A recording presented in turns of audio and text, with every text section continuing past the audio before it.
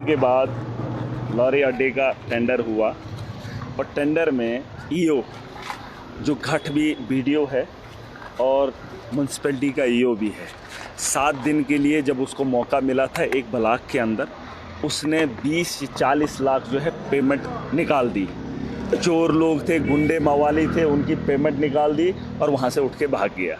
एक दूसरी बात, जब इसको टेंडर निकालना था तो टेंडर में ये साफ़ करना था नेशनल हाईवे पे म्यूनसिपैलिटी के लोग वसूली नहीं कर सकते हैं। नेशनल हाईवे पे इन लोगों को बताया गया है कि आप गाड़ियों से पैसा ले लीजिए।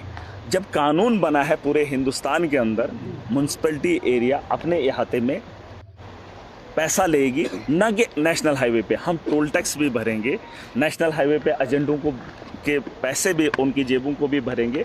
और वो जो है एक पहले ईओ था, उसको गाड़ी गिफ्ट कर दी।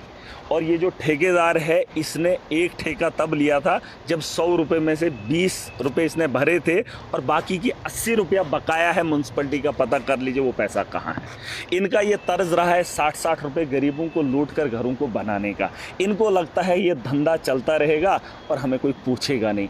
मैंने कहा नेशनल हाईवे पे ड्राइवर हजरात सुन लें, एक आदमी अड्डा लेने वाला है, एक आदमी। जैसे आज इनने एक ड्राइवर को पकड़कर पीटा है, मारा है, उसके आप हमने एप्लीकेशन दी। आज हमने कानून का सहारा देखना है कि कानून कितना साथ देता है एक आम आदमी का। इसका हम इंतज़ार करेंगे।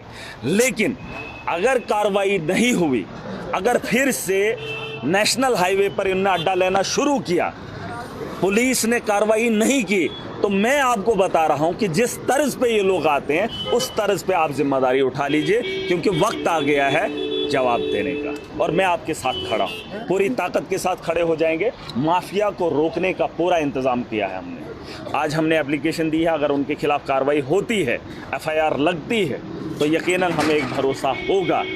अगर नहीं करेंगे, आप मुझे बता दीजिए, म्यूनसिपैलिटी के टेंडर हुए, टेंडर में ये चीज़ बताया गया है आपको बाथरूम होना चाहिए।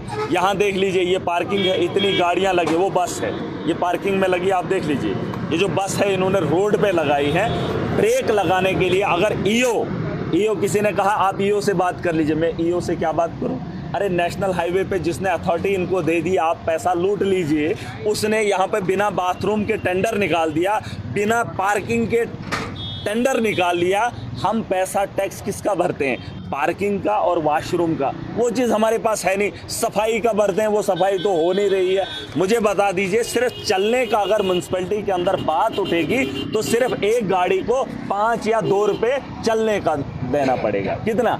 2 या 5 रुपये। ये जो 50 रुपये ले रहे हैं, उसमें बाथरूम का है, उसमें पार्किंग का है, उसमें बहुत सारी चीज़ों का है। इसने पैसा खाया है, टेंडर दिया है। और माफिया का काम है बड़े अफसरों के साथ बगल में बैठकर उनको यार बनाकर लोगों को लूटना। लेकिन महराज उतना इज्जतदार नहीं है कि मेरे गरीब की अगर इज्जत नहीं होगी तो मैं बहुत बड़ा बेइज्जत हूँ और किसी भी हद तक किसी के गरीब तक जा सकता हूँ। और वो आपको मैंने कई बार बोला है, मुझे भी बताया गया मैं इज्जतदार हूँ। मैं उतना ही इज्जतदार हूँ जितना मेरी गरीब की आप इज्जत करोगे। अगर उसकी इज्जत नहीं करोगे तो मैं तुम्हें छोड़ने वाला नहीं हूँ। और जो नेशनल हाईवे पर अड्डा लेगा मैं उसे बख्शने वाला नहीं हूँ। और जिन लोगों से मांगता है, ड्राइवरों को पहले ज़माने में मैंने देखा था डंडा होता, वो जो खिड़की खोलते थे ना, उनके बगल में होता था। भाई ये कौन बड़े माफिया हैं? पर्चा लगता है, लगने दो।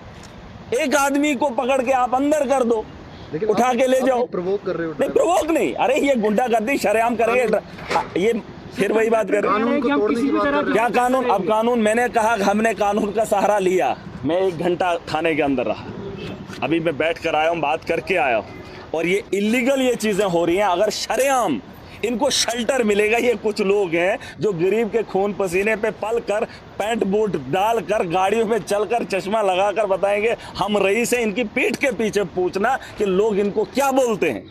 और महराज को हैसियत है इनकी बात करने की। अरे मेरी पीठ के पीछे लोगों को पूछो, दीवाने हैं महराज को देखने के। इनको तो शक्ल देखना ये पसंद नहीं कर रही है, इतने बड़े चोर। कॉन्ट्रैक्टर ने साफ तौर पर कहा किसी भी तरह हम पैसा लेंगे, चाहे कुछ भी हो। हाँ, तो वो आप मैंने बता दिया। जिससे पैसा जिसकी जेब से खाली हो रहा हो, उसको तो एहसास होना चाहिए, उतनी तो कदर करनी पड़ेगी भाई साहब। है ना। अगर इतना लड़ाई आप नहीं लड़ सकते हो तो महराज अकेला कितना ही लड़ेगा। अब मैं आप भी इधर हूँ, मैं आपके लिए खड़ा हूँ। कल मैं यहाँ पर था, मैंने वहाँ से बंद करवा दिया, है ना। अब हर वक्त हर जगह महराज तो हो नहीं सकता।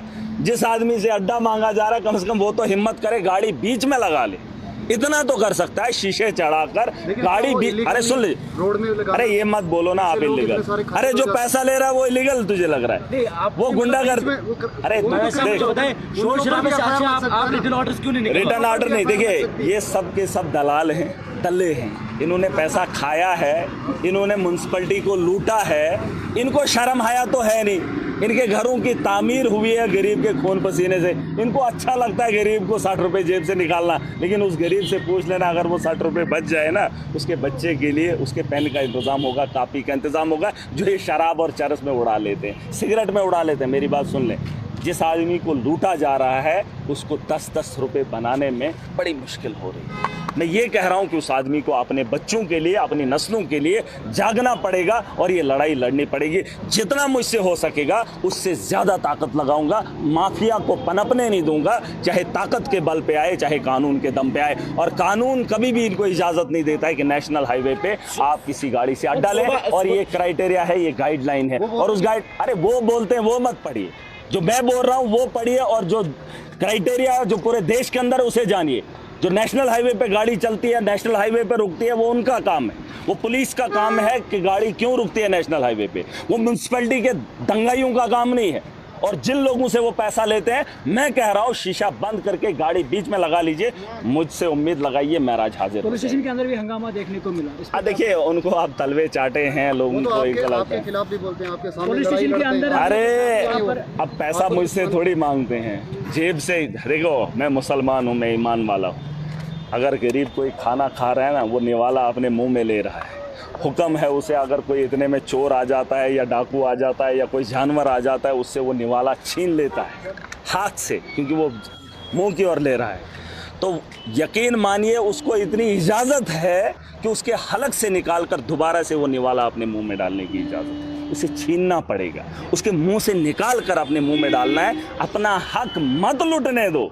और इसका तमाशा अगर आप देखते रहोगे, क्या हैं ये लोग, 1 हैं 2 हैं 4 हैं, क्या हैं? अरे 4 आदमी से ठीक है एडमिनिस्ट्रेशन इनके साथ है, फिर क्या हुआ? तो क्या हुआ? अरे लोग हमारे साथ हैं, मजलूम हमारे साथ है। एक आदमी को परेशानी होगी लेकिन फायदा भी तो लोगों होते हुए, यूनियन होते हुए, अगर एफआईआर नहीं लगेगी तो क्या कुछ किया जाएगा? इतना सब कुछ मैंने बोल दिया, नेशनल हाईवे पे अड्डा नहीं लिया जाएगा, किसी को भी इजाज़त नहीं है। और जो लेने वाला है, मैं आपको वीडियो बना लीजिए, देखिए वो बात की बात है, वो देख लेंगे।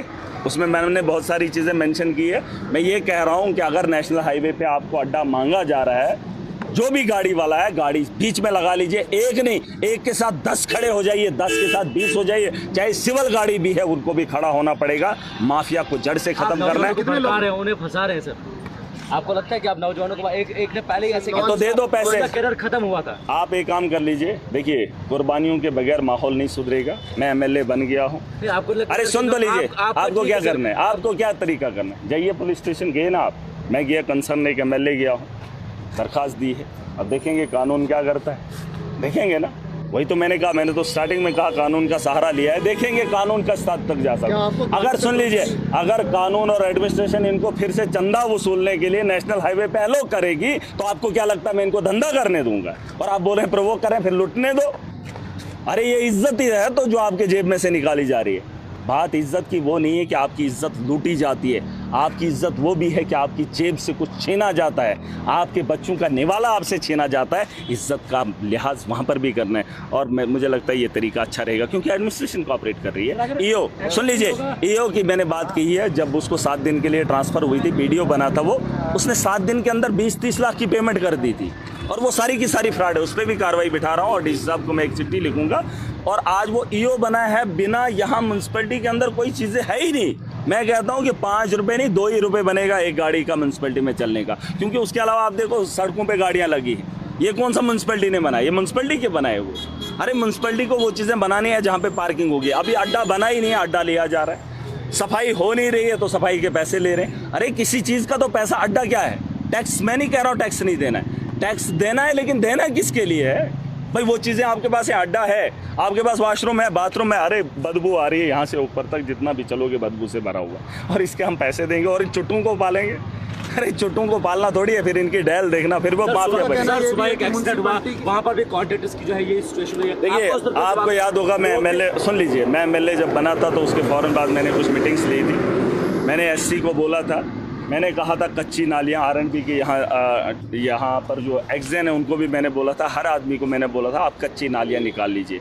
ये जो हादसा ये तो होना था, ये तो एक अलग बात है, लेकिन हम एहतियात भी कर सकते थे, एडमिनिस्ट्रेशन की जिम्मेदारी थी। मैंने उनको बताया था आप कच्ची नाली निकालिए, आप पक्की नहीं कर सकते लेकिन कच्ची। वहाँ पर जो मिट्टी आई है, चिकनी मिट्टी, क्योंकि जब बारिश पहाड़ों पर गिरती है तो जब वो पानी चलता है तो पानी के साथ जो जर्रे आते हैं वो बड़े बारीक होते हैं, और जब वो ज़मीन पर रुक जाते हैं तो वो इतने फिसलन होते हैं कि आप क्या कोई भी आदमी उससे फिसल कर गिर सकता है, क्योंकि फिसलन वाला होता है, क्योंकि छोटे छोटे जर्रे आते हैं और वो बहुत मुलायम होते हैं, इतने मुलायम होते हैं कि कोई भी सड़क का हादसा या कोई भी इंसान उसका शिकार हो सकता है। आपने देखा होगा जब बारिश का पानी चलता है तो वो जो बीच में वो जो मिट्टी के ढेर लगते हैं वो बड़े बारीक होते हैं, पर ये पहाड़ों से होकर जब आता है वहाँ पे नाली ना होने की वजह से वहाँ पे जब मिट्टी जमा हुई तो फिसलन हुआ, यकीनन उसका भी शिकार हुआ। तो यही बातें हैं, आपको जागना पड़ेगा और सबकी जिम्मेदारी, कल आपकी जिम्मेदारी, मैं आपको ये काम दे रहा हूँ कि नेशनल हाईवे पे आप चले जाइएगा, सुबह भी, दोपहर को भी और शाम को भी एक रिपोर्टिंग करेंगे।